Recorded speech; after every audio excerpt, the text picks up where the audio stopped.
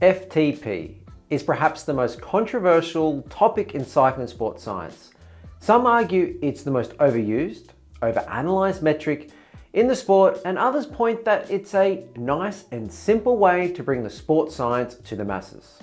Just take a look at the tweet one of our researchers put out when digging for some public opinion on this topic. There were some healthy and not so healthy debate in the comments, although this one's got to be one of my favorite responses. Hello and welcome to another Spoked YouTube video. My name is Richard Lang. I'm a former pro cyclist and founder of Spoked. One of the most common questions is, how do I improve my FTP? However, I don't think it's a question that cyclists should be asking, at least not the first one. Let me explain. We'll start at the very beginning. What even is FTP? FTP stands for Functional Threshold Power and is defined as the highest power that a rider can maintain in a quasi-steady state for approximately 1 hour without fatiguing. It is a relatively basic concept and the first step into sports science for many beginner cyclists. In recent years, the popularity of FTP has grown thanks to more and more amateurs using power meters. But I have two problems with this metric. One, it's not the most accurate representation of fitness, and two, focusing solely on improving your FTP causes you to neglect other parts of your physiology. Now, the reason I say it is not the most accurate measure of fitness is due to the testing protocol. The standard test to measure FTP is to complete a thorough warm-up, then ride as hard as you can for 20 minutes. You take this average power of the 20 minutes and multiply it by 0.95, which is supposed to give you your FTP, or the power you can sustain for an hour. My first issue with this is that I think the maths is wrong on this one. From my own experience as a pro and racing with some very strong time trialists, I would find it very difficult to ride at 95% of my 20-minute power for 1 whole hour. And I think most people are the same, which poses the question, should we be using the maths and speculation to work out power ranges, or are you better off testing at specific lengths of time that you want to measure and improve?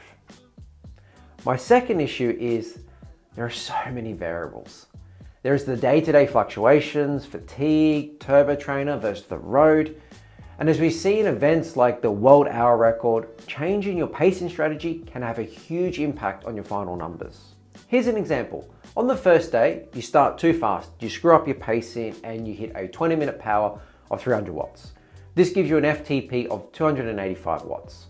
You go again a week later and you pace it way better, hitting 315 watts.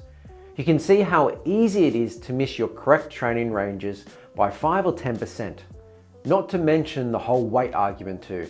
If somebody is 15 kilos heavier than you, their raw FTP number may be much higher, but their watts per kilogram will be much less.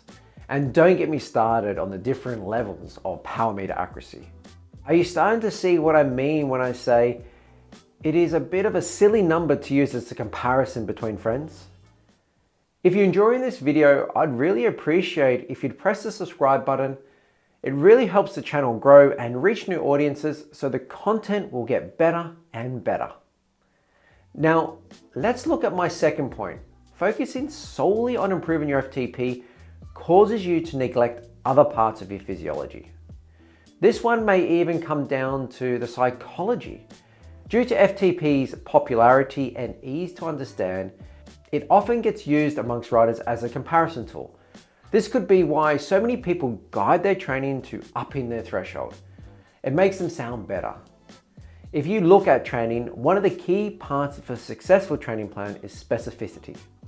If you're a cyclocross rider where races are extremely explosive, then within reason, it doesn't really matter what your FTP is.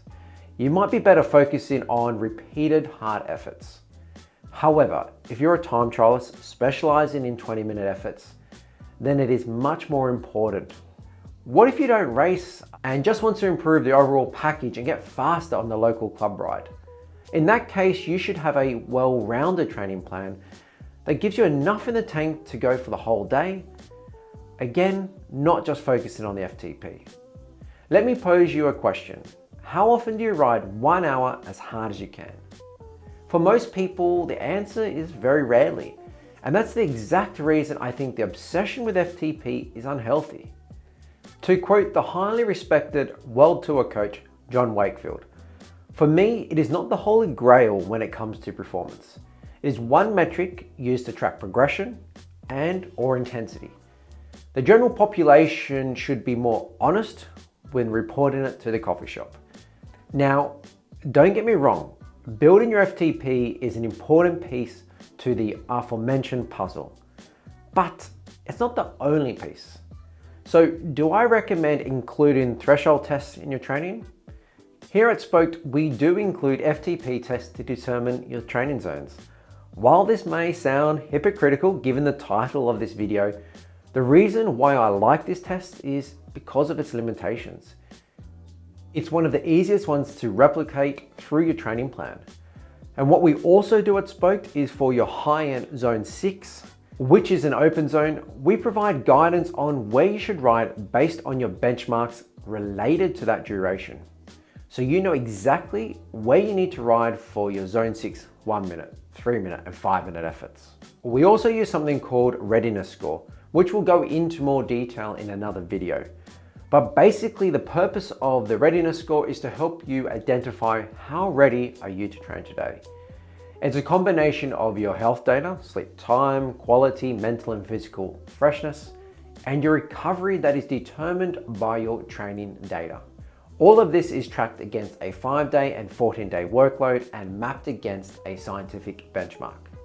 So there we have it, functional threshold power, a metric that you should be aware of, but not one that you should guide your whole training around.